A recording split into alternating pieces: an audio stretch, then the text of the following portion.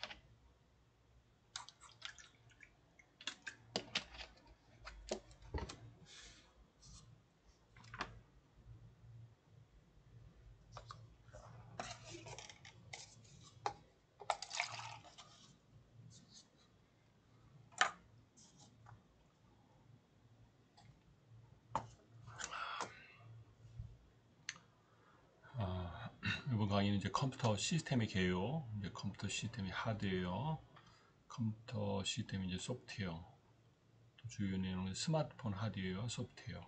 예전에는 뭐 이게 스마트폰에 대한 개념이 없었는데 지금 이제 스마트폰이 이제 10년 가까이 이제 대세가 돼서 그 관련된 얘기를 좀 하겠습니다. 그리고 4차 산업혁명 시대의 이제 컴퓨터와 소프트웨어의 발전 방향 이런 부분들. 그래서 일단은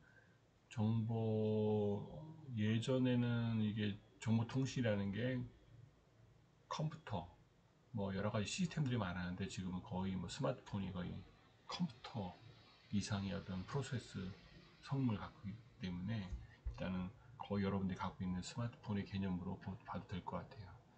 그리고 이제 주로 이제 모든 시스템의 송수신 단말들이 어디에 기기들이 있죠? 스마트폰 안에 다 집어넣어져 있는 거예요, 여러분들이. 그래서 거의 단말 베이스는 이제 스마트폰이라 보면 될 것 같고, 거기부터 이제 방송 통신이 다 이제 융합이 돼서 일반 TV도 들어간 거고 스마트폰에 또 뭐가 들어가 있어요? 컴퓨터 들어가고 웬만한 삐삐, 페이저 뭐 여러 가지 예전에 이제 IT 기기들이 하나에 또 카메라, 또 영상 뭐 이런 것들이 다 들어가 있기 때문에 앞으로 이제 스마트폰 개념으로 많이 들어간다. 거기서 이제 올라가는 어플리케이션 가지고 다양한 것들이 발생이 되죠. 그래서 이제 스마트폰의 하드웨어, 소프트웨어에 대한 내용들을 예전 10년, 20년 전에는 이런 이슈가 없었는데 지금 이제 그런 개념으로 이제 발전을 많이 했죠. 그래서 4차 산업혁명. 지금 여러분들 이제 앞으로 살아가야 될 시기는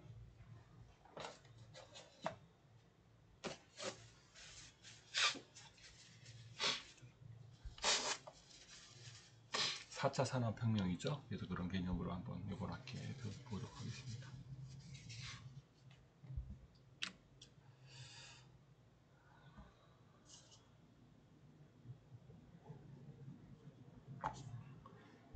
먼저 이제 컴퓨터 시스템, 컴퓨터는 정보 처리 기기라고 볼 수 있는데 그 컴퓨터 시스템 개요를 보면 정보 전송 시스템이 있죠. 데이터 전송을 하는 부분이죠. 거기에 이제 데이터를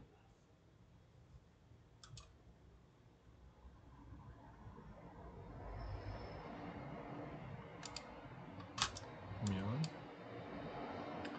컴퓨터 시스템은 이제 정보를 이제 시스템을 이제 데이터 전송기인데 데이터를 전송하는 역할을 하고 정보 처리 시스템은 데이터 처리를 하는 부분. 보통 여러분들이 이제 요즘에는 단말 안에 그런 프로세스가 다 있어서 처리를 다 해버리는데 이런 큰 가공하는 거는 어디서 해요? 데이터 센터가 따로 있지. 여러분이 단말이 여기 이제 기죽을 통해서 어떤 데이터들 하면 어떤 데이터 센터가 따로 있다고 여러분들이 단말기를 가지고 있는 거고 이게 무선으로 주로 이제 많이 쓰니까 이런 데이터 센터들에서 이런 처리를 하는 거예요. 정보처리 시스템을. 정보통신 시스템은 이제 정보 전송 시스템이 있고 거기에는 단말 장치 DT라고 하지. DT 단말 장치와 정보 전송, 회선 전송하는 거지. 전송 장비는 보통 KT 들어가면 KT 국사에 들어가는 국간 전송망도 있고 교환기가 있고 이런 것들을 말하는 거예요. 거기는 뭘로 돼 있어? 광선로를 통해서 전달이 되죠. 여기 쓰는 이제 전화선 같이 쓰는 이런 동선을 통해서 전달이 되지만 주로 뭘로 간다? 광케이블로 간다.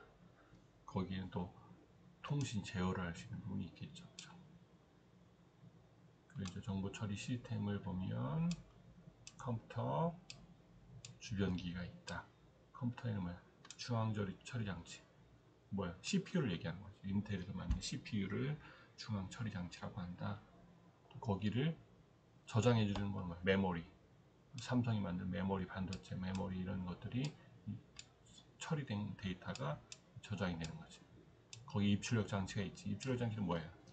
여러분들하고 같이 얘기하는 오디오 신호나 뭐 영상 신호 이런 걸 얘기하는 거죠.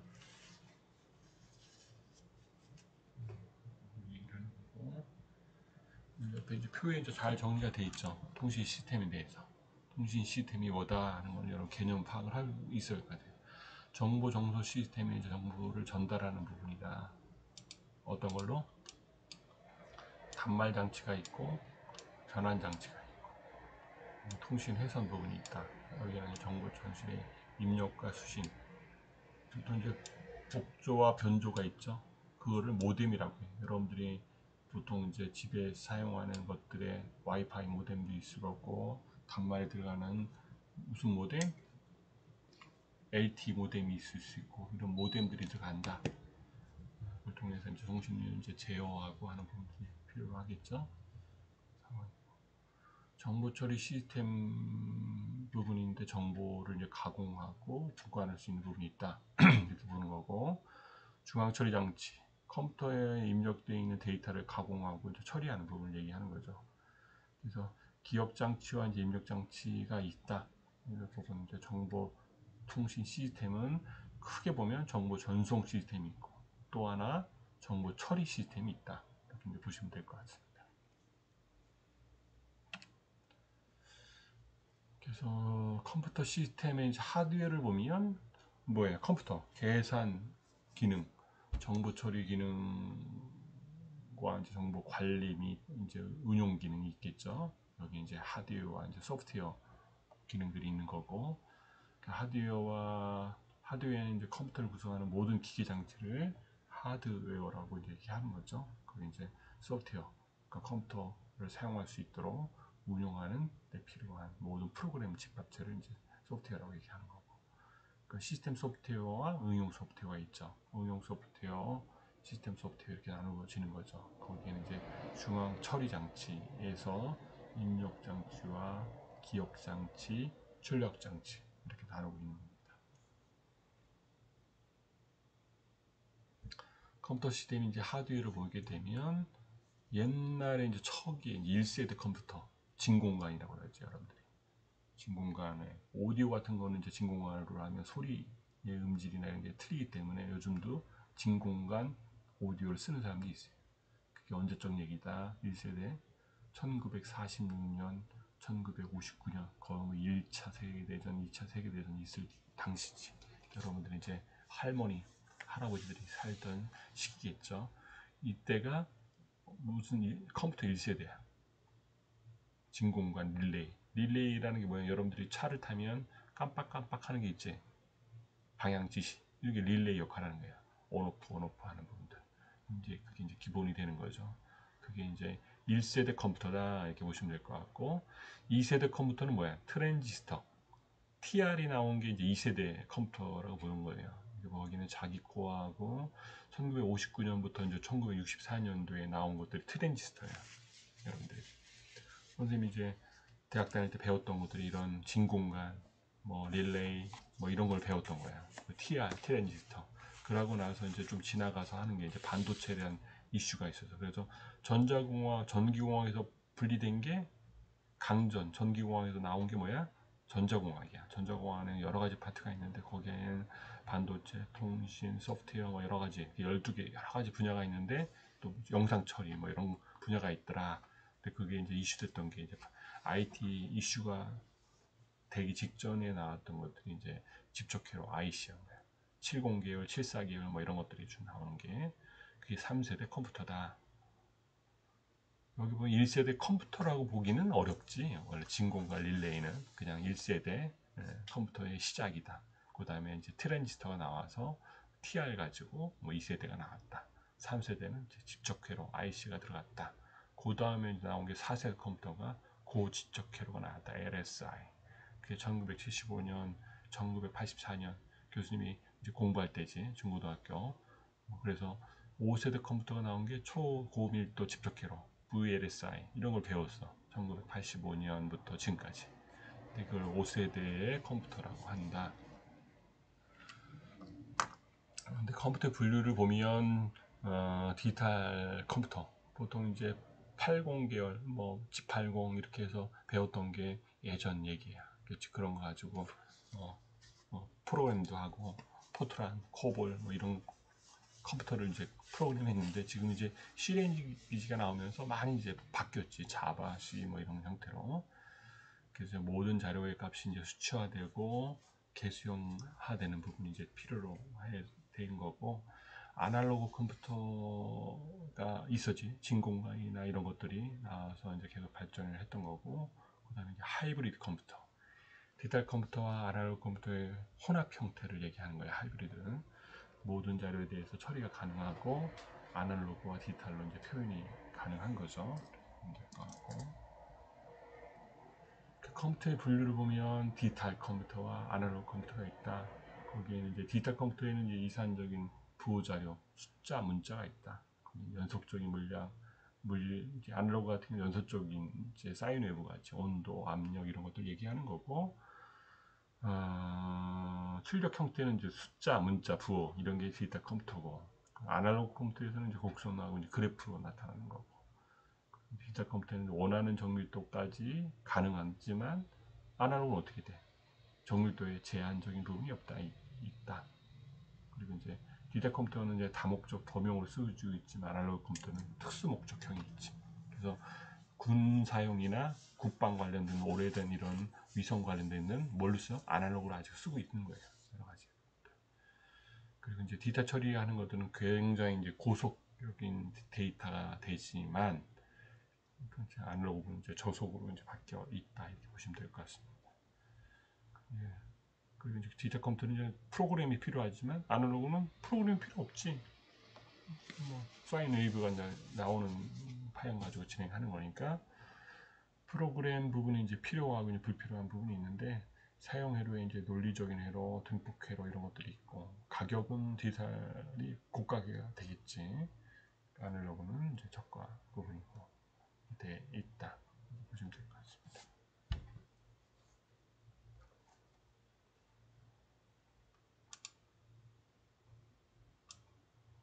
컴퓨터를 이제 분류를 보면 보통 이제 범용 컴퓨터, 일반적으로 컴퓨터가 일반화된 거는 얼마 안 됐어. 그래도 30년 가까이 됐네. 1980년, 7년 이런데 컴퓨터가 이제 8비트 컴퓨터가 세운상가, 지금 예전에는 세운상가 같은 이제 컴퓨터 내는 것도 조립해서 팔고 이런 시장이 어마어마하게 커졌어. 그런 부분들, 회계, 인사관리, 사무처리 뭐 이런 수적인 부분들이 필요로 하다. 전용 컴퓨터 부분에도 철도 승차권 이제 판매하고, 공장에서 생산 공정 제어하고, 군사용 장비 같은 이제 특수 목적에 대한 컴퓨터들이 전용 컴퓨터라고 얘기하는 거죠. 처리 성능에 따라서 컴퓨터의 시스템은 이제 모든 자원을 고려해서 이제 분류를 하는데, 마이크로 컴퓨터와 이제 미니 컴퓨터, 메인 프레임 컴퓨터, 초대형 컴퓨터 이런 것들이 있더라. 그러나 현재는 이제 기술적인 장점 점점 발전해서 거기서 이제 모호해진 부분이 없잖아 있는데, 이런 것들이 이제 10년, 20년, 30년을 거쳐가면서 엄청나게 발전을 한 거예요. 최근에 10년 동안에 스마트폰이 생기면서 또 어마어마한 패러다임이 바뀌었고, 지금 얘기하는 4차 산업혁명에서 는 또 다른 또 형태의 이제 발전이 필요로 하겠죠.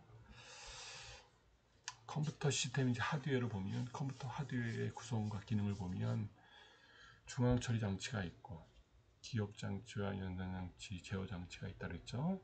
주변 장치에는 입력 장치와 이제 출력 장치가 이제 나타나는 거고, 전체적인 것들은 연산, 제어, 주기억 이런 것들이 필요하다.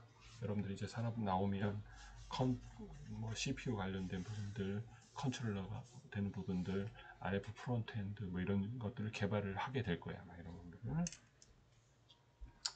그런 상황이고, 컴퓨터 시스템의 이제 하드웨어를 보면 중앙 처리 장치, 연산 장치, 제어 장치로 구성이 되어 있다.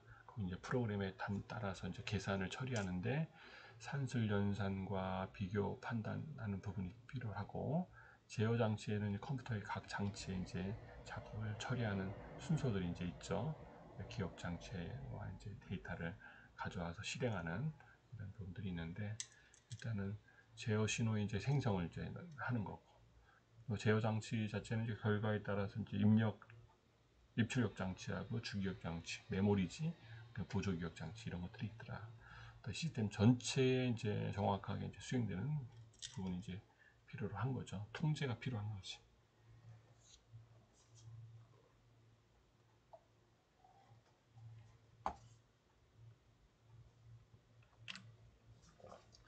컴퓨터 이제 하드웨어 구성 부분인데, 이제 주기억 장치, 수행 중인 프로그램과 이제 필요한 데이터를 이제 저장하는 부분이죠. 그게 이제 매체로 이제 자기 코어 반도체 소자를 이제 사용하는 부분이고, 용량의 제한을 따라서 이제 롬이지, 읽기만 가능한 거지.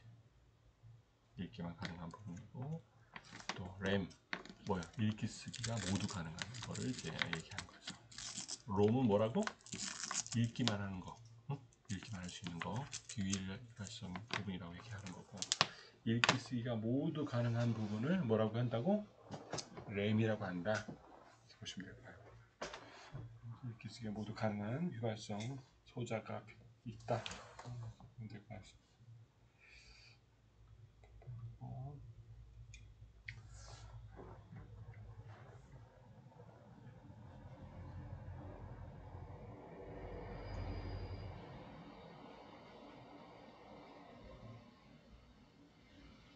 컴퓨터 하드웨어 구성과 이제 기능 부분이 있는데, 잠깐만요.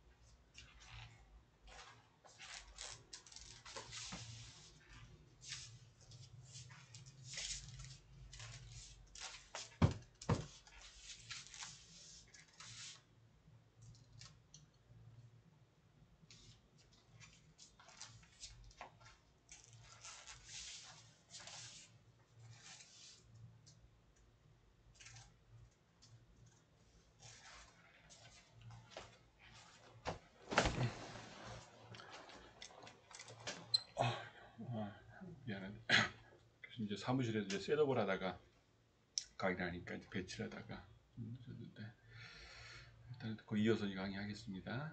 컴퓨터 시스템의 이제 하드웨어와 구성을 보면, 이제 하드웨어 디스크, 하드 디스크가 있죠, 여러분들이. 그것도 이제 보조 기억 장치라고 그러지. 어떤 내용들을 어떻게 연산 처리한 부분들을 어디다 보조. 여러분 외장하들 많이 쓰지, 그지? 외장하들 많이 쓰는데 그런 것 같이 보조 기억 장치가 이제 따로 있는 거고, 또 요즘엔 이제 USB 용량도 어마어마하게 커지잖아, 그죠? 옛날에는 USB 하나 가지고도 뭐 1메가, 2메가만 해도 엄청 컸었는데, 지금은 그런 것들이 기하급수적으로 이제 늘어나. 용량도 커지고 이런 것들이 있기 때문에, 그런 게 이제 하드 디스크, CD, DVD, 또 더 많은 영상들이 있기 때문에 이제 DVD 그 이상의 것들이 이제 메모리가 이제 필요한 거죠. 그래서 앞으로는 데이터 센터들이 어마어마하게 이제 증가가 될 거예요. 데이터가 너무 많아. 너무 많은 데이터들을 이제 저장하고 축적하고 하는 부분들이 필요로 하기 때문에, 그런 데이터를 통해서 여러분들이 가공되고 빅데이터화되고 그 4차 산업혁명에는 여러분들이 하는 모든 정보나 이런 것들이 어디와 돼 있어? 데이터 센터에 저장이 될 수 있다는 거야. 이게 장점이 될 수 있지만 어떻게 보면 굉장히 단점이 되는 거지. 지금 요즘에 이슈되는 게 뭐야? 네이버 자체나 카카오의 플랫폼 초기에는 이런 기업들이 아무것도 아니었어. 데이터 부분 뭐 일반 삼성이나 현대나 대우나 뭐 SK나 이런 기업 대비 아무것도 안 하는 닷컴의 어떤 컨셉의 기업들이었는데 지금은 어떻게 이제 플랫폼화된 거지. 이런 모든 정보를 이제 모으다 보니까 막강력의 이제 파워를 발휘를 하는 거야. 엄청난. 그래서 지금 카카오 같은 뭐 카톡 같은 이런 부분을 가지고 뭐야 택시 같은 택시 플랫폼을 다 잡기도 하고 일부 이제 이런 데이터 가지고 모든 사업하기가 너무 편한 거야. 그래서 카카오 가지고 뭐 안 쓰는 분야의 모든 분야의 어떤 사업을 영위를 하는 거야 이쪽에서. 그러니까 지금 너무 많은 비즈니스들이 이제 몰리다 보니까 그쪽으로 엄청난 부의 이동이 이제 필요로 한 거죠. 그래서 이런 것들이 향후에 계속 이제 발전을 어떻게 할 건지 3D, 홀로그램 뭐 이런 것들 새로운 분야의 IT 개발이 이제 많이 일어나는 것, 자율주행 뭐 여러 가지 이동할 수 있는 것들이 많이 발전하는데 그런 기술 백그라운드는 많이 이제 개발이 된 거야. 이제 적용을 어떻게 하냐에 따라서 많이 이제 바뀌겠죠, 여러분들. 그래서 그런 것들 하나씩 보면서 여러분들이 이제 전기, 전자, 정보, 컴퓨터, 사이언스 이런 부분들을 발전해 나가면 될 것 같아. 컴퓨터 분들. 거기 이제 하드웨어 구성을 보면 여기 이제 어째 자료 자체는 교재가 옛날 부분이기 때문에 입출력 장치가 있고 거기에 뭐 마크 판독기, OCR 카드, MICR, 뭐 바코드 이런 부분들이 있는데 이거 요즘 많이 쓰질 않지, 그렇지? 지금 바코드 같은 거 쓰고 있지. 새로운 이제 보안 솔루션의 어떤 개발이 많이 되고 있는 거고 거기 이제 출력 장치, 프로그램 순서에 따라서 이제 처리를 하는 건데 기본 부분이 뭐야? 키보드. 이런 키보드가 있고 키보드, 스캐너, 태블릿 이런 것들을 통해서 들어가는 거 지금 모니터, 프린터, 프로핏 이런 플로터가 가지고 이런 큰 거 같은 경우는 플로터 가지고 프린트를 하죠. 플로터 설계 도면 같은 거 출력할 때 필요로 하는 거. 거기 이제 컴퓨터 시스템의 이제 하드웨어 부분이 되게 중요한데 거기에는 이제 부대수의 이제 개념이 들어가죠. 하나의 명제가 이제 창이다, 거치다, 논리학, 논리고 중고등학교 때 배웠던 어떤 내용이죠. AND와 NOT 이라는 때 배웠죠. 교환의 법칙, 결합 법칙, 분배 법칙, 뭐 드모르간의 법칙 이런 부분들을 통해서 컴퓨터 하드웨어가 이제 구성이 된다. 보면 될 것 같습니다. 논리 시스템이 이제 하드웨어 부분인데 논리 회로의 이제 개념과 연산을 보면 논리 회로는 뭐야? 디지털 정보 입력을 디지털 신호를 0과 1로 이제 출력을 할 때 AND, OR, NOT 게이트를 통해서 구성이 되죠. 범용 게이트에는 이제 NAND 게이트, 노아 게이트 이런 부분들 이제 제조에 쓰는 거고 거기에 큰 의미는 뭐야? ON이냐, ON이냐, OFF냐 0과 1로 구성이 돼요. 모든 기타는 이진수로 표현이 된다. 제일 중요한 거야. 이진수로 표현되고 그 구멍이 있는지 없는지 청구 카드는 그렇고 스위치는 열렸는지 닫혔는지 펄스는 신호가 있는지 없는지 이렇게 구성이 한다. 이런 부분 디지털은 0과 1이기 때문에 나름대로 굉장히 심플한 부분이에요. 여러분들이 그 논리 회로에 8개 논리 회로가 있는데 게이트 조합이나 이루어진 회로들이 있죠. 0과 1. 또 순차 논리 회로가 있지. 플립플롭과 이제 게이트를 서로 이제 연결하는 부분들. 플립플롭을 통해서 이제 전자 회로들이 들어가죠. 이제 레지스터. 플립플롭의 상호 연결하는 부분을 얘기하는 거죠. 입출력 시점과 이제 제어하는 부분들. 또 조합 논리회로의 결선 회로를 구성하고 거기에서는 숫자가 이진수를 정해서 회로를 구성한다. 보면 될 것 같습니다. 컴퓨터 시스템 이제 하드웨어를 보면 기본 논리 회로가 있고 논리 게이트가 있죠. AND와 NOT으로 구성이 된다. 00일 때는 0, 00일 때 이렇게 AND, A, B가 변수가 00일 때, 01일 때, 10일 때, 11일 때 이런 구성으로 이렇게 나가는 거예요. 00일 때는 곱일 때는 0이고 도할 땐 제로 있고, 낫일 때는 1이 있고, B 다닐 때 1이 있고, 이렇게 이제 구성이 된다. 기본 논리 회로 게이트는 뭐야? AND일 때는 00일 때는 0으로 수렴되고, 01일 때는 0이 있고, 10일 때는 0이 있고, 11일 때는 1이고, 이렇게 구성이 되죠? 이렇게 구성이 되는 거고. 이 AND 게이트 회로를 잘 보시면 될 것 같고, OR 게이트는 뭐 00일 때는 0이고, 하나만 1이면 1로 수렴하는 거. 요거 구성은 될 때 AND, OR 게이트를 제일 중요한 기본이야, 디지털에. 꼭 기억을 해 주시기 바라고. 낫 게이트는 뭐야? 0이 들어오면 1이 되고 1이 들어오면 제로 들어오고 두집어는 거죠. 두집어. AND는 뭐야? AND 게이트에 낫을 붙이는 거야. 00일 때 0인데 1로 바꾸고, 0일 때 0인데 1로 바꾸고, 10일 때 1인데 1로 바뀌고, 0인데 1로 바꾸고, 이렇게. 노아 게이트는 오아 게이트의 낫을 두집는 거지. 그래서 기본 컴퓨터 시스템의 하드웨어 구성에 대한 거는 여러분들이 기본적 상식적으로 개념을 상식적으로 생각해도 이제 알 수 있는 거고 기억하면 될 것 같고. 기본 논리 회로의 이제 논리 게이트인데 익스클루시브 OR라고 해요. 베타적 논리야. 00일 때 0이고 01일 때. 그러니까 두 개가 같을 때는 제로고 다를 때는 1이다. 이렇게 보면 될 것 같고. 익스클루시브 노아 게이트는 뭐야? 같을 때는 1이고 다를 때는 0이다. 버퍼 게이트 부분은 뭐야? 0일 땐 0, 1일 땐 1 이렇게 이제 구성이 되는 거죠. 보면 될 것 같습니다.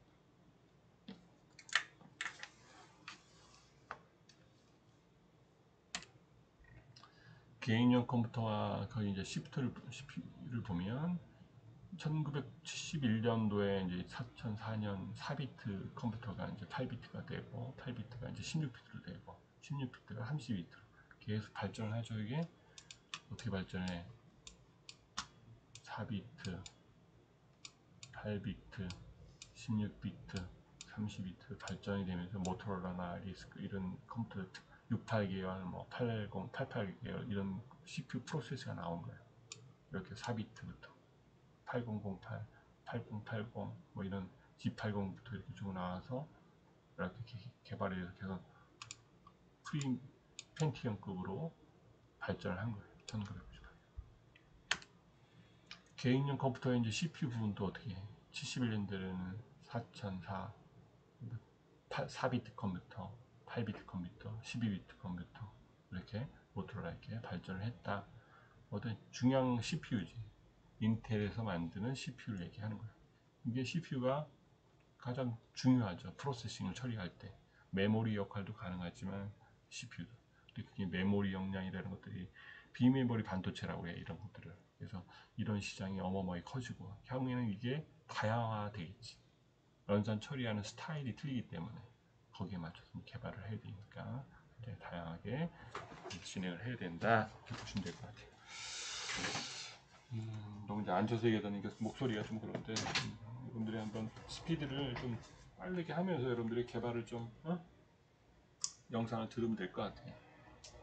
그래서 지금 뭐 사무실에 나와서 오늘 일요일인데 나와서 지금 영상을 찍고 있는데 일단 오디오로 듣고 있지만 여러분들이 잘 한번 교재를 넘겨가면서 여러분들 한번 보면 다 이해가 될 것 같으니까 한번 해가면서 진행을 해보도록 하죠.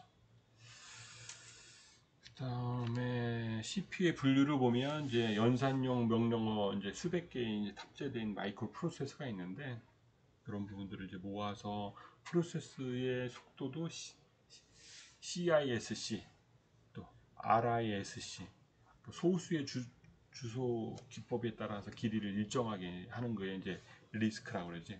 RISC 또 명령 축약형 프로세스라고 하기도 하고 보통 이제 기계 명령어들을 리스크라고 하고 기계 명령어들을 중에 나와서 할 때 이제 시스크 이제 그런 것들이 명령 실행하고 뭐 마이크로 명령을 실행하고 이런 것들을 이제 구분을 한다. 그러니까 시스크, 리스크 이렇게 여러분들 구분을 해서 보면 될 것 같습니다. CPU의 분류를 보면 CPU를 이제 컴퓨터 시스템의 구조 특성을 보면 뭐야? 단일 명령어의 단일 데이터 SISD 단일 명령어의 복수 데이터 SIMD 명령, 복수 명령에 단위되어 있다는 MISD. 여러분들 기억을 하면 될 것 같아요. 이런 구성도도 한번 기억을 하고, 복수 명령은 복수 데이터 명령을 MIMD라고 이제 구성한다. 이렇게 보시면 될 것 같아요. 잘 하나씩 잘 보면서 하시면 될 것 같고.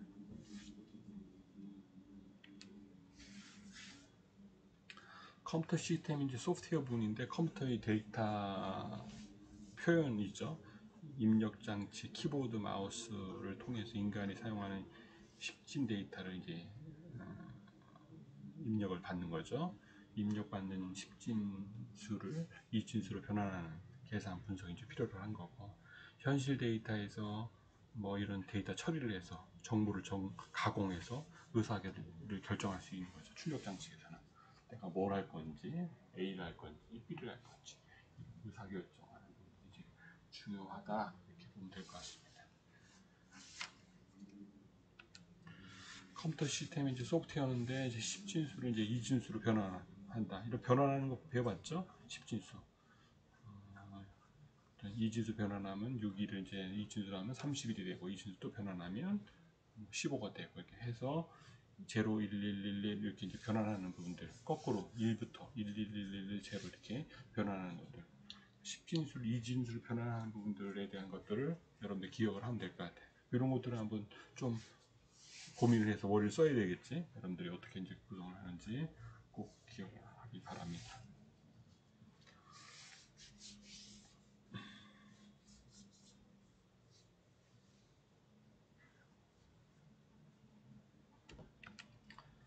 그리고 진법 변환하는 거지. 이진 변수를 십진수로 변하는 거. 이진수를 어떻게 배울게?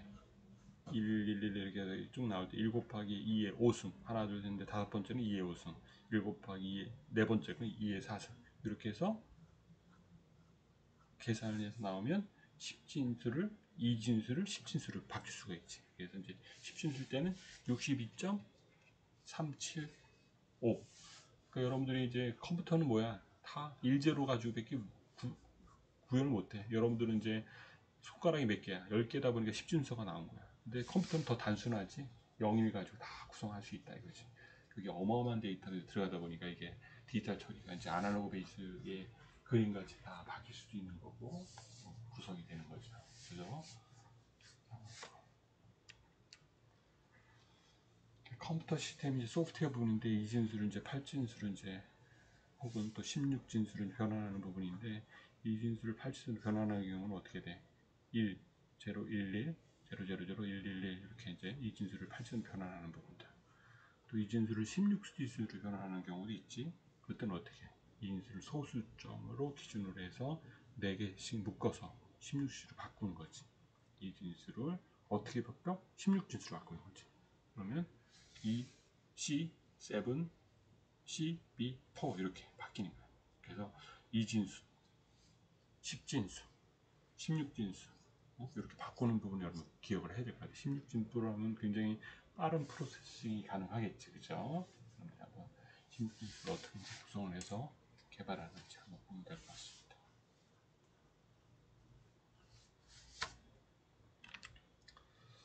컴퓨터 시스템의 이제 소프트웨어 부분인데, 8진수는 16진수를 이제 2진수로 변환하는 거, 8진수를 이제 2진수로 변환하는 거는 473116 8진수지. 8진수를 이제 2진수로 바뀔 때는 100, 7일 때는 1111, 3일 때는 011, 1일 때는 011 이렇게 바뀌는 거죠. 요거를 이제 8진수로 바꿀 때는 어떻게 돼? 473.1116 조금 복잡하지? 그래서 이걸 이제 100, 111 이렇게 해서 2진수로 바꿀 수 있다 보면 될 것 같고, 16진수를 2진수로 변화할 때는 어떻게 해? 16진수 6진수 4, 9, 2, 2A를 2진수로 바꿔놓고 그거를 또 16진수로 바꾸는 거지. 그렇죠? 이렇게 바꿀 수 있다. 그러니까 진법 변환한 것도 여러분들이 하면 좀 머리가 조금 생각을 해보면서 하면 될 것 같고, 컴퓨터 시스템이 이제 소프트웨어 부분인데, 보통 이제 아스키 코드라고 그러지. 통상적인 이제 제작하는 부분들은 이제 아스키 코드 값을 넣는다 하는데, 이제 7비트로 구성되는 128개의 문자를 얘기하는 거예요. 7비트. 아스키 코드 값은 뭐라고? 7비트를 구성한다. 7비트. 7비트로 이제 구성돼서 128개의 문자를 표현하고, 거기다 이제 현재 1비트를 더 추가할 때 이제 8개의 비트를 사용하는 확장하는 걸 이제 아스키 코드 값으로 구성할 수 있고, 또 EBC, DIC 많이 쓰는 코드인데 이런 게 있다. 8비트를 구성할 때는 256개의 정보를 가지는 걸로 이제 나타낼 수 있어. EBC, DIC. 또 이진화 10진 코드가 있어. 6비트의 BCD 코드라고 하기도 하는데, 이거를 이제 4비트 숫자, 영문자, 숫자를 이제 코드화하는 건데, 10진수를 나타내기 위해서 4비트의 BCD 코드에다가 어떻게 2비트를 추가하여 나타낸다. 이렇게 보시면 돼요.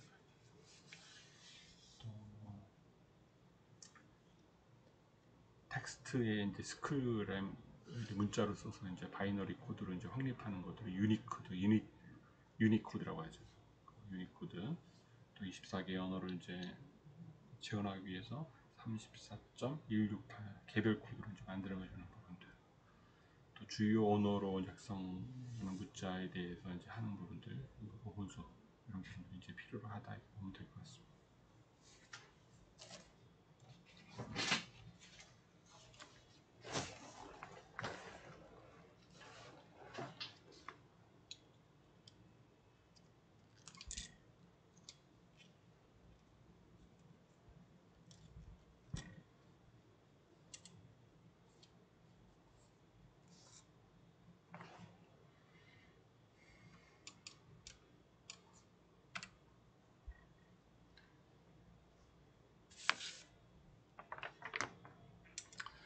컴퓨터 시스템의 이제 소프트웨어 부분인데, 자료 표현은 이제 논리 자료와 이제 포인트 자료 뭐로 구성하는데, 논리 자료에서는 이제 두 가지 상태만을 가지고 얘기하는 부분이고, 이진수 한 자리의 비트로 이제 나타낼 수 있다.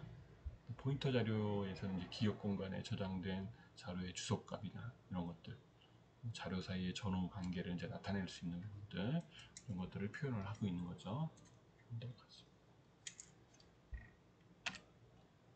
자료 표현에서는 이제 비부호 방식, n개 비트를 사용해서 쓸 수도 있고, 부호의 절대값 방식으로 구분을 할 수도 있는 거죠. 8비트를 사용할 때는 13과 같은 걸 표시를 하는 거고, 13을 1부호로 만들어서 절대값으로 만들 때는 아래와 같이 나타나는 거죠. 부호의 절대값을 이제 구성을 해서 나타내는 거. 꼭 기억을 좀 했으면 좋겠어요.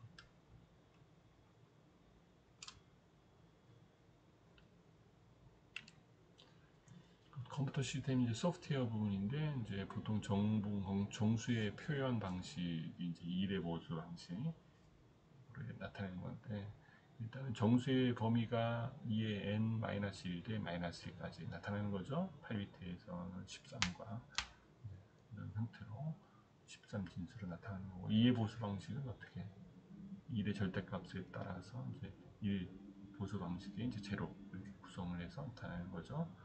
8비트를 이제 사용하는 13 이렇게 나타나는 겁니다.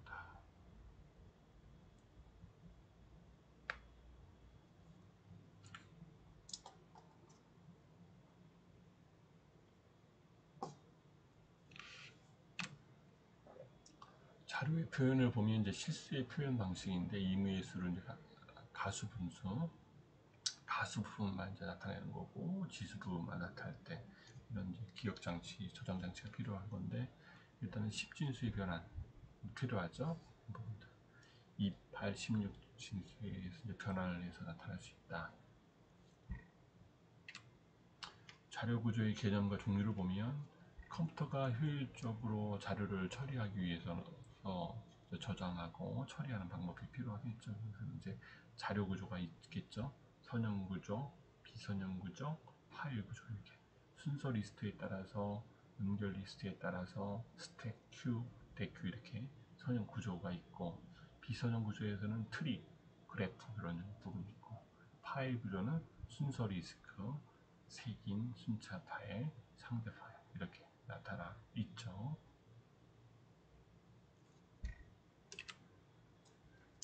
자료 구조의 이제 개념을 보면 이제 스택과 큐와 대큐 뭐 이런 부분이 있어요. 여러분들이 이렇게 선택의 이제 구조를 보면 입력 순서가 이렇게 스택 구조로 이렇게 쌓일 수도 있고 큐 구조를 이제 나타내서 이렇게 스택으로 쌓일 수도 있고 이런 형태로 입력과 출력이 이제 출력이 될 수 있게 퍼스트 인, 퍼스트 아웃 이렇게 나올 수 있게끔 할 수도 있다. 자료 구조의 개념과 종류를 보면 순서 리스크가 1월달, 2월달, 3월달, 또 12월달 이렇게 쭉 가죠. 연결 리스트 부분 이제 필요한 거고 여기 이제 링크 값에 따라서 고도현, 김미양 이렇게 번호 라벨을 만들어 줄 수 있지. 이렇게 그죠? 라벨링을 만들어서 자료를 쌓아간다. 그러니까 데이터 축적할 때 라벨링을 한다고 해. 막 쌓아야 되는데 구분을 안 해놓으면 이게 뭐가 뭔지 모르잖아, 그치? 그래서 구분해서 이제 할 수 있다 이렇게 보면 될 것 같습니다.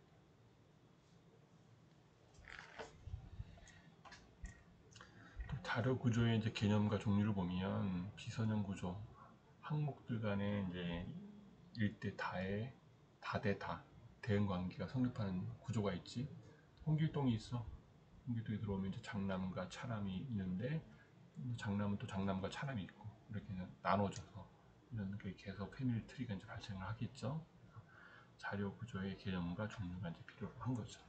이렇게. 자료 구조의 개념과 종류를 보면 파일 구조, 순서 리스크가 있지. 레코드를 하나를 통해서 이제 연속되는 저장 방법, 필요한 레코드를 추가하는 방법 이런 것들 어떠한 입출력 매체를 통해서 처리하는 거 하는 거. 또 레코드가 키 순서대로 처리하는 것들. 또 그 세기인의 순차 파일들이 필요한 것들, 상대 파일 이런 것들이 필요하다 보면 될 것 같습니다.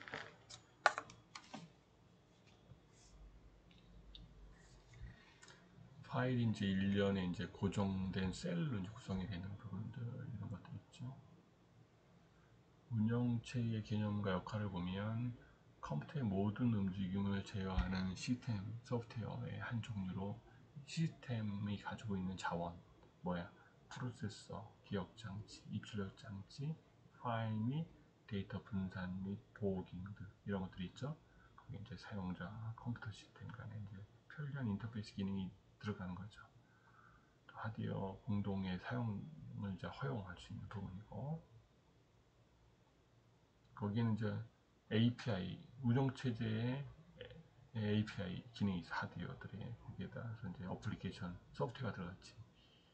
이게 어플리케이션이 인쇄를 요청하기도 하고 인쇄를 요청하면 프린팅이 되는 거고 어플리케이션이 다이렉트로 프린트할 때 요청하기가 쉽지 않지.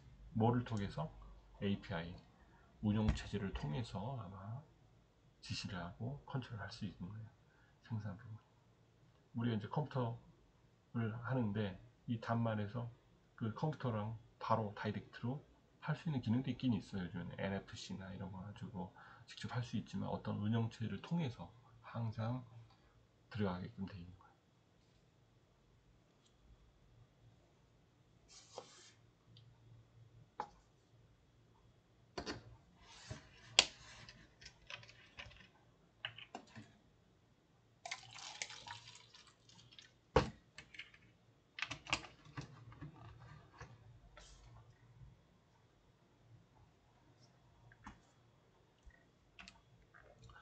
컴퓨터 시스템의 이제 소프트웨어 부분인데 운영체제에는 이제 기본적인 기능 이제 컴퓨터 시스템의 자원 관리가 필요로 한 거고 거기는 이제 메모리와 주변 장치의 파일을 관리할 수 있는 거고 부팅 작업과 사용자 인터페이스 작업이 이제 필요한 거다. 그러니까 거기는 이제 1계층, 2계층, 3계층, 4계층, 5계층 이렇게 프로세스 간의 계층의 어떤 역할들이 있는 거고 운영체제의 개념과 역할을 보면 다중 프로세싱이 있지. 여기에는 이제 프로세스를 이제 사용하는 거.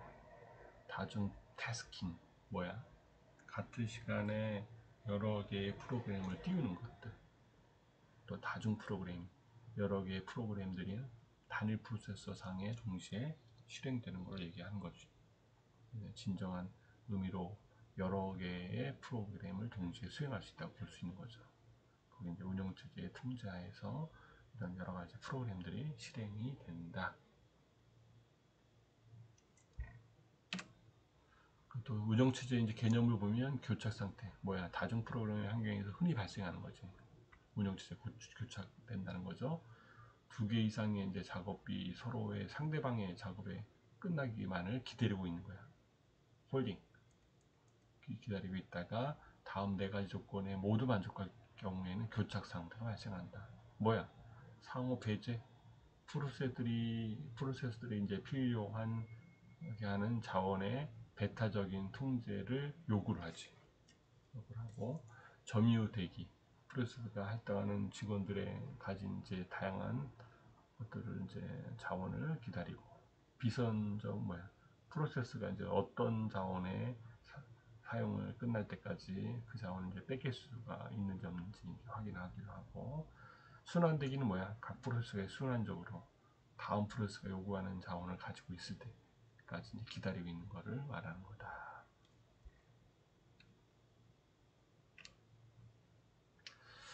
운영체제의 역사를 여러분이 보면 지금 이제 IBM 현재도 있죠. IBM이 있는데 1950년도 1세대에 일괄 처리 기능의 운영체제가 처음에 있었고 2세대는 다중 프로그램, 다중 처리 시스템이 이제 1960년도가 2세대고 60년대 후반부터 70년대 중반까지 다중 모드 시스템 10분할 처리. 10분할이면 TDD 방식이라고 하지. 타임 쉐어링이라고 보통 얘기하는 시간을 나누어서 처리를 한다. 또 1970년대 후반부터 현재까지 나타나는 게 마이크로 프로세서 이제 개발, 개인용 컴퓨터 개발 이런 이슈들이 있었죠. 그래서 그런 것들이 이제 있다.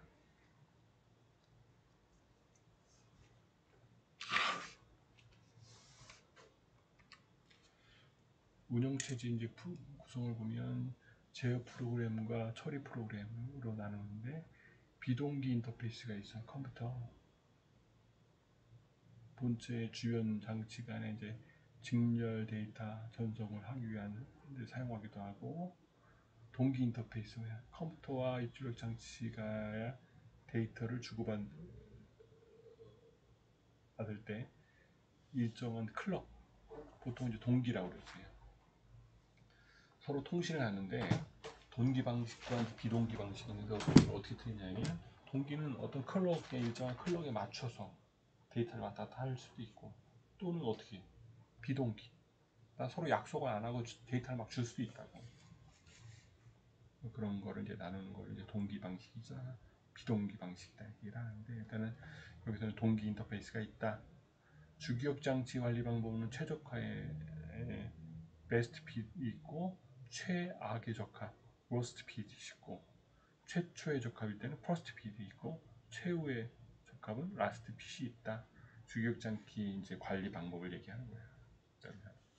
기억을 하고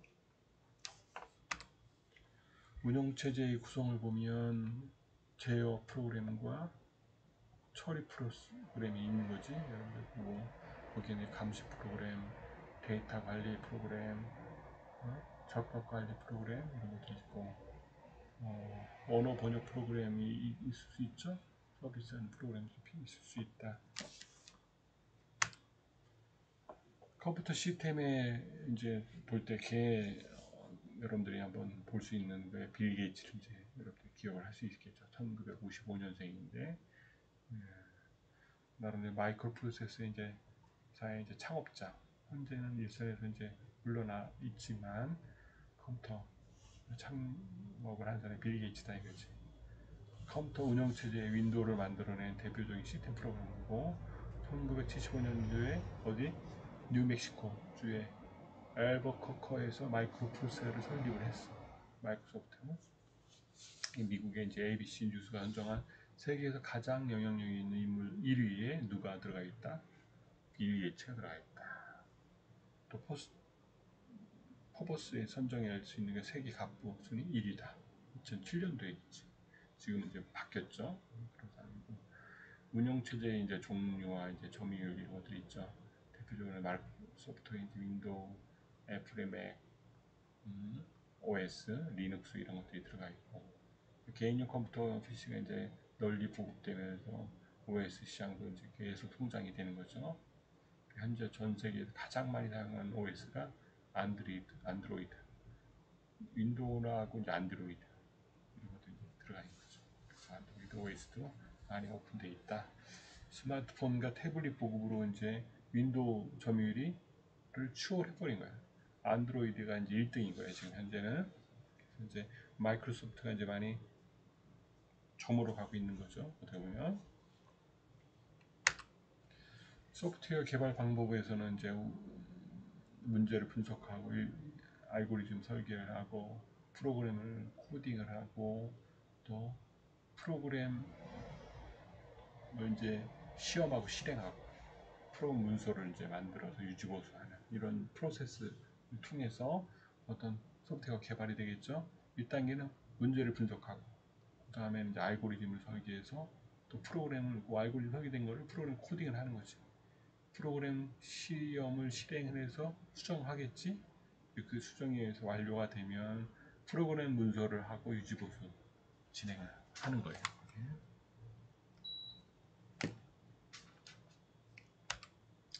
프로그램 언어하고 이제 프로그램이 있는데 이제 프로그램 언어에는 이제 프로그램 작성에 필요한 언어들이 있죠.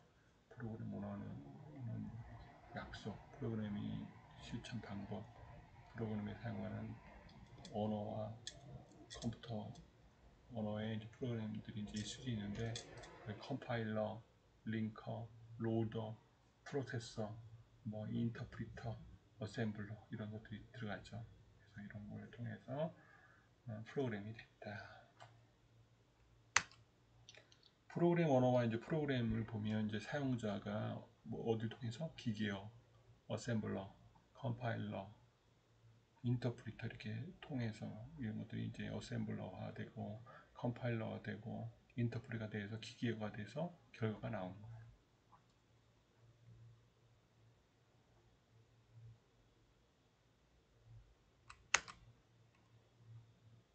그리고 이제 컴퓨터 시스템의 이제 소프트웨어 부분이 있는데 컴퓨터 소프트웨어 부분이 보면 의미가 이제 이게 도면을 여러분들 기억을 하면 될 것 같아요. 시작일 때는 이런 기호를 쓰는구나. 또 이런 기호 처리할 때, 온라인일 때, 자기 디스크일 때, 오프라인 저장 매체일 때, 커뮤니티 링크일 때, 이 부분을 한번 여러분 기억을 해주시고 직선형, 분기형, 반복형 이런 부분. 순서도를 많이 그리거든요. 여러분들 소프트웨어 개발을 할 때, 소프트웨어 개발할 때 이제 그런 순서도에 따라서 여러분들이 코딩을 하고 프로세싱을 이제 처리를 하는 구조를 보면 될 것 같습니다. 응용 소프트웨어에 있어서는 이제 소프트웨어 패키지가 있지. 사용자가 편리한 사용하도록 컴퓨터 제조회사나 어디 소프트웨어 전문회사가 만든 소프트웨어를 묶고 소프트웨어 패키지 이제 예를 보면 데이터베이스 다수의 사용자가 이용하는 것을 말하는 거죠. 데이터베이스는 DBMS라고 얘기하지. 데이터베이스 관리 시스템 DBMS 매니지먼트 시스템이라고 하지. 응용 프로그램 응용 2 맨까지 있고 거기에 DBMS가 있고 DB베이스 데이터베이스가 있죠. 응용 소프트웨어에 보면 이제 소프트웨어 패키지 이제 예를 보는데 거기 이제 데이터베이스들이 있다. 계층 모형이 있고 계층 모형 안에 또 이런 부분들 또 망 모형 이런 구조가 있죠. 응용 소프트웨어는 이제 소프트웨어 패키지에 데이터베이스가 있는 부분 데이터, 하드웨어, 소프트웨어, 사용자 구성을 한다. 응용 소프트웨어 부분을 보면 이제 소프트웨어 패키지의 예를 나타내는 건데 데이터베이스의 이제 스키마, 외부 스키마, 개념 스키마, 내부 스키마 이렇게 구성을 하는 거죠.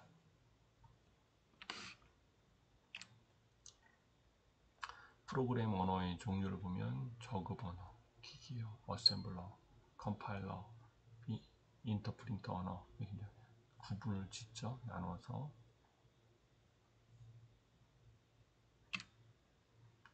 프로그램 언어의 이제 종류를 보면 1930년도에서 40년대까지는 프로그램 표기의 창조적인 방법들이 이제 증가했지. 튜닝, 플로우, 다이그램. 50년대에는 뭐야? 프로그램 언어가 이제 등장해서 기계어, 어셈블러라고 그러지. 기계어가 이제 나타났고, 과학적인 계산을 위해서 포트란이 언제? 포트란 코볼이 1954년, 1957년. 선생님이 아주 대학교 때 포트란 배웠거든. 코볼도 배우고. 1959년, 1960년도 코볼. 1958년에 60년도에는 파스칼, C 언어에 영향을 미친 알골 62가 나타났지. 알골. 그래서 이제 1950년도 후반부터 인공지능 분야에 관한 언어로 LISP가 탄생했고, 1960년도에 베이직이 나타나서 베이글 배웠어. 1960년도에. 그래서 교육용이나 사무처리용으로 이제 베이직을 배워서 가정용으로 썼었고, 1971년도에 하드웨어가 좀 이제 진보를 하면서 C 언어가 나타났어. 소규모의 이제 언어를 나타나서 이제 생략을 하고 이런 개발하고 하는 것들이 있었고, 1970년도에 이제 부분, 또 1980년도에 C++이 나타났지. 스마트 터키 C++ 언어가 탄생했고, 1990년도에 또 뭐가 자바 언어가 출시됐지.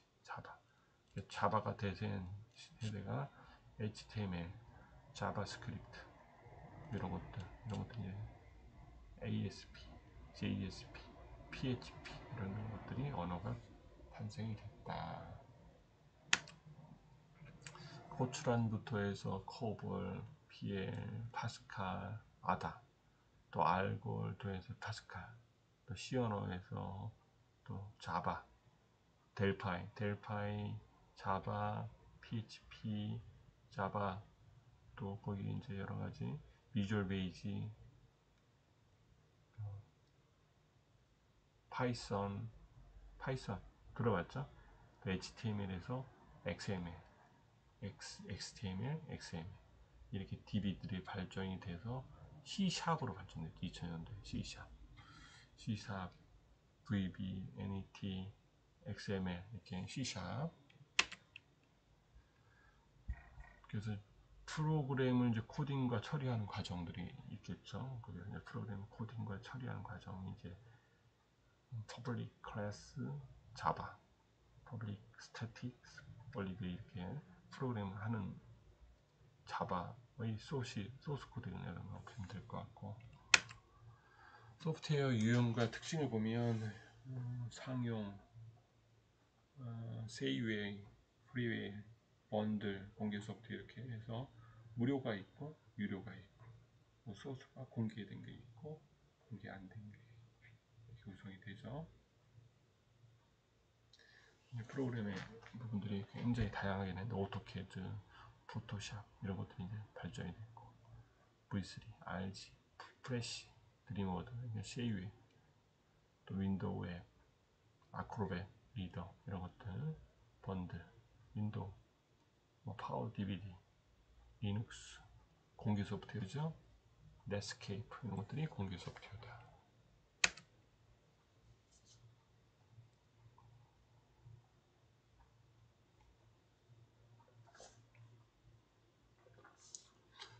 전체적인 것들은 이제 스마트폰의 하드웨어 이런 게 보면 될 것 같아요. 지금 현재는 뭐 국내도 LG도 스마트폰을 접었기 때문에 삼성 단독이지 지금은.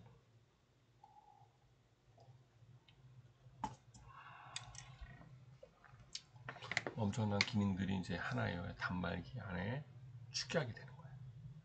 AP칩, CPU, ISP 통신 칩이 이제 들어가서 중앙 처리 장치 CPU와 프로세서 이런 것들이 들어가고, 핵심 센서가 어떻게 돼? 가속도 센서, 근접 센서, 홀 센서, 지문인식 센서 이런 형태로 들어가 준다.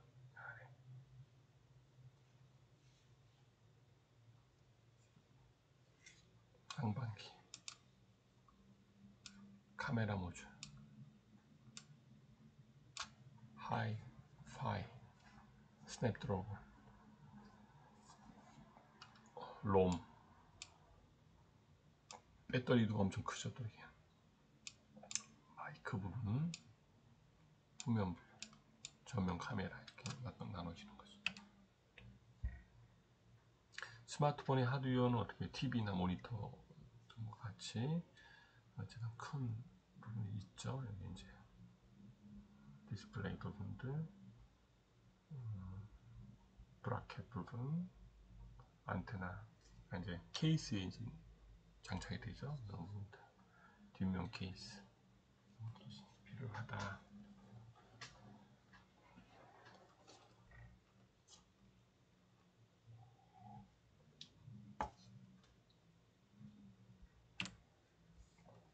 스마트폰의 소프트웨어 보는 이제 시스템 소프트웨어가 있고 모바일 운영체제가 있죠. 스마트폰의 이제 종작을 움직이게 하고 작업의 순서를 정해주는 거죠. 프로그램의 실행을 이제 제어하고 입출력 연산을 제어하고 이런 것들. 또 아이폰의 iOS, 갤럭시, 안드로이드, 인터넷폰의 윈도우, 모바일 이런 것들이 있죠. 이제 응용 소프트웨어, 스마트폰의 앱이 있죠.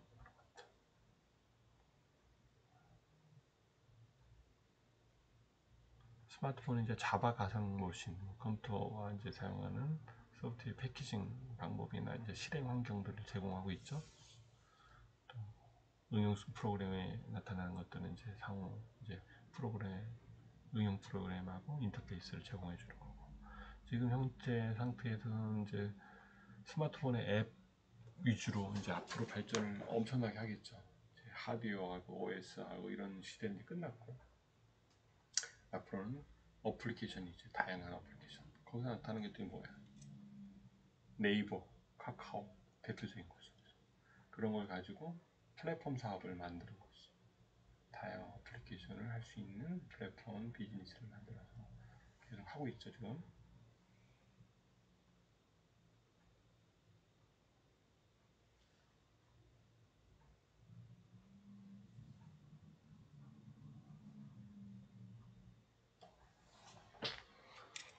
상황이고 4차 산업혁명 시대 이제 컴퓨터와 이제 소프트웨어 이제 발전 방향인데, 인간을 닮아가는 컴퓨터 기술이 있지.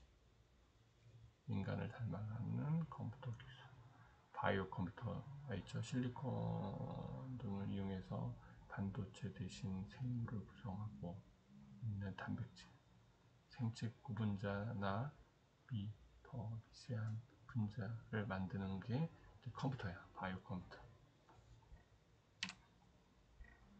인간을 닮아가는 이제 컴퓨터는 이제 DNA 형태로 이제 인간을 닮아가지. 이제 DNA가 염기, 아데닌과 티민, T, 구아딘, G, 시토닌 이 신호를 통해서 어떻게 인간의 DNA를 만들어가는 거예요. 그래서 입력 부분, 출력 부분, 소프트웨어가 이제 가능한 부분. DNA 분자를 이루어지는 거지. 그래서 지금 앞으로 4차 산업혁명 시대에서는 이런 인간을 닮아가는 컴퓨터, DNA가 이제 대세가 될 것 같아요. 여러분들이 이제 앞으로 해야 될 역할일 것 같아요. 그래서 4차 산업혁명 시대에서는 컴퓨터와 소프트웨어 이제 발전 방향이 필요하겠죠. 그래서 DNA 컴퓨터 부분인데, DNA 부분이 어떻게 돼? 인간을 닮아가는 이제 컴퓨터의 형태로 이제 소프트웨어가 발전한다. 또 거기서 한 차원 높여서 어떤 형태가 나? 광 컴퓨터. 엄청난 기술이지. 광 컴퓨터. 광소자를 활용해서 진행을 하면 어떻게 스피드가 엄청 빠르겠지. 광, 빛의 속도로 가니까. 기억, 연산, 제어 등을 광회로로 이루어지는 컴퓨터를 말하는 거다. 전자 대신에 빛을 컴퓨터의 분야로 적용한다. 빛을 통해서 하는 게 방 분야도 이제 발전한다고 보시면 될 것 같아요.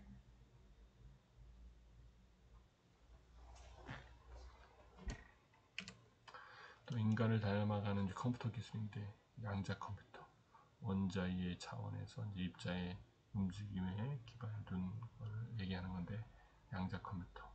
신경만 회로 컴퓨터에서는 인간의 사고, 체계, 행동 양식에 따라서 신경세포의 동작 원리에 기초한 컴퓨터를 얘기하는 건데, 퍼셉트론, 인공신경망의 한 종류를 얘기하는 거예요. 퍼셉트론, 알파봇, 빅데이터 종목 분석으로 유명한 주식장의 인공지능 시스템을 얘기하는 거지.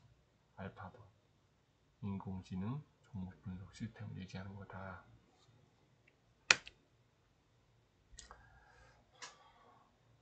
인간을 닮아가는 소프트웨어 기술을 얘기하는 건데, 이거는 처음에는 뭐야? 감지, 센싱이 필요하겠지? 모든 것들이 뭐 어디서 들어가? 센싱하는 부분. 데이터 통합을 하는 정보 수집, 정보 전송, 통합, 정보 통합, 이런 것들이 감지를 한다. 그치? 센싱, DI를 이제 센싱을 하고, 그 다음에 think, 지능화를 한다. AI, 정보를 해석하고, 상황을 이해하고, 행동 판단하는 게 AI 기능이 들어가는 거고, 거기에 이제 실행이 들어가지. act, 인터페이스, UI가 들어가는데, 거기는 이제 사물 제어나 행동 실행, 문제 해결, 이런 형태로 이제 인간이 닮아가는 소프트웨어들이 이제 들어가는 건데, 거기는 소프트웨어 기능의 진화가 이제 필요한 거고, 3차 산업혁명의 과거 소프트웨어하고 4차 산업혁명의 미래 소프트웨어는 틀린 거지. 사물 센서가 이제 스스로 어떻게 바뀌고 하는 겁니다. 모든 사물을 이제 손쉽게 제어하는 부분입니다. 이런 것들이 필요로 한 거죠. 그 다음에 제일 중요한 부분이 이제 4차 산업혁명 시도의 부분은 이제 IoT. 그래서 이제 인터넷 정보가전, IoT, 뭐 유비쿼터스 이 얘기를 한번 10여 년 동안 개발했어요. 그래서 향후에서는 모든 기기에 뭐가 붙어? IoT 센서들이 붙는 거예요. 센서가 붙어서 데이터를 만들어서 전달을 어디로 해? 컴퓨터를 통해서 DB로 저장이 되는 거지. 그런 여러 가지 DB로 센싱을 통해서 들어오는 데이터를 모아서 가공하는 게 플랫폼 사업이라고 하는 거예요. 플랫폼. 여러분들의 일거수일투족을 이제 다 모니터링해서 빅데이터화해서 인공지능으로 그거를 여러분들의 생활 패턴이나 행동 양식이나 이런 것들 분석해서 본인이 원하는 쪽으로 가이드를 해주는 거예요. 그게 비즈니스 키지. 여러분들이 이제 밥 먹고 싶은데 뭐 국수를 드리려고 그래. 이런 거 같이. 여러분 좋아하는 양식 패턴에 따라서 해주는 거지. 앞으로 4차 산업혁명의 발전 부분은 인간을 닮아가는 소프트웨어다 이거지. 인간의 DNA나 어차피 사람 중심이 되니까 거기에 맞춰서 모든 것들이 발전을 한다 이렇게 보시면 될 것 같아요. 지금 이제 1시간 한 75분을 강의하니까 1시간 10분 정도 여러분들하고 얘기를 하고 있는 건데, 일단은 여러분들이 제일 중요한 게 뭐냐? IoT 4차 산업혁명은 뭐야? 모든 데이터, 일반 바이오 센싱이 됐든 뭐 디지털 센싱이 됐든 뭐 모든 센서 데이터를 게더링해서 그걸 가공하고 수집해서 새로운 패러다임을 만드는 게 앞으로의 산업 발전 방향이다.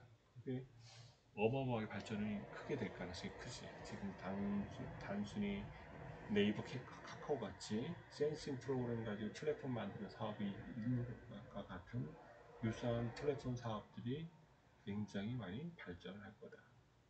일례로 치아, 여러분들 이제 임플란트나 뭐 다른 거 치과 치료를 하려고 하면 본을 뜨고 이렇게 하는 거잖아. 그런 것들이 하나의 데이터로 수집이 된 것들을 가공 처리해서 진행할 때, 뭐 레이더 기술이나 이런 걸 진행해서 DB화해서 플랫폼으로 적용할 때는 어마어마한 부가가치가 이제 발생하는 것 같이, 앞으로도 그런 유의 것들이 여러분들이 이제 많이 보게 될 거야.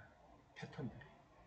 여러분들이 굉장히 다양한 것들을 하는 것 같지만 패턴 자체는 굉장히 심플해. 그죠? 그 심플한 데이터를 통해서 여러분들 움직이는 거에 대한 수요를 잘 가이드 해주는 거예요. 누가? 플랫폼. 예, 그 플랫폼을 해줌으로써 여러분들 그걸 빠져나가게 못하는 거지. 그 패턴 안에서 돈을 요구하는 거지, 여러분들한테. 어제도 이제 TV 나오대.